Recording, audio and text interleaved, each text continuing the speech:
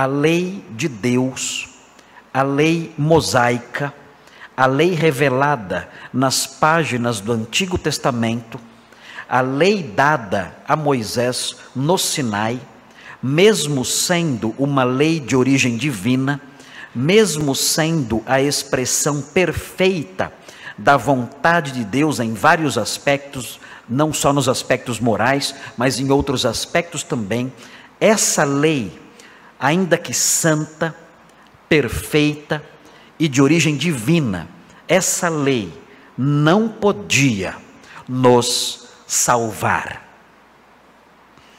Isso é de surpreender. Mas nós aprendemos no versículo 3 que a lei de Moisés, a lei dada no Sinai pelo próprio Deus, não podia nos salvar.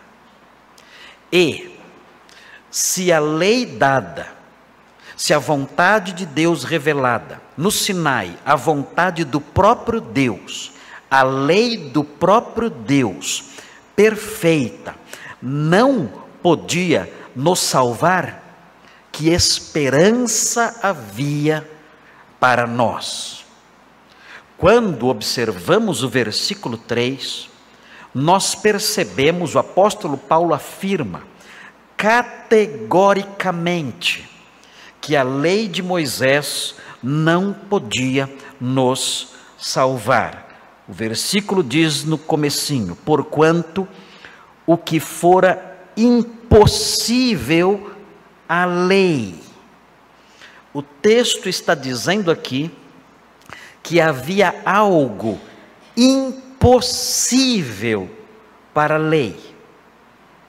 Não porque ela era imperfeita, não porque houvesse defeitos nela, não porque essa lei era maculada de alguma forma, não.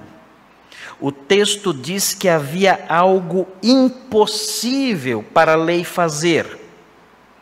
E diz que esse algo que era impossível a lei fazer, era impossível a lei fazer porque ela estava enferma pela carne.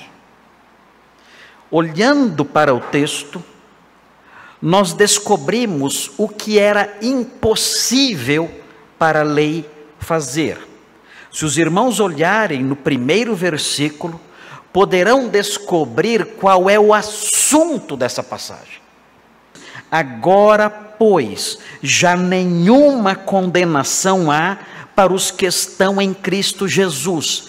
Esse é o assunto introduzido aqui pelo apóstolo Paulo. Ele está falando sobre a anulação de uma condenação. Existe nesse texto uma realidade espiritual jurídica sendo tratada aqui. O apóstolo Paulo está dizendo aqui que existe uma condenação sobre a humanidade, mas os que estão em Cristo Jesus tiveram essa condenação cancelada. Eles foram justificados, ou, numa linguagem menos jurídica, eles foram perdoados. Havia uma condenação sobre todos.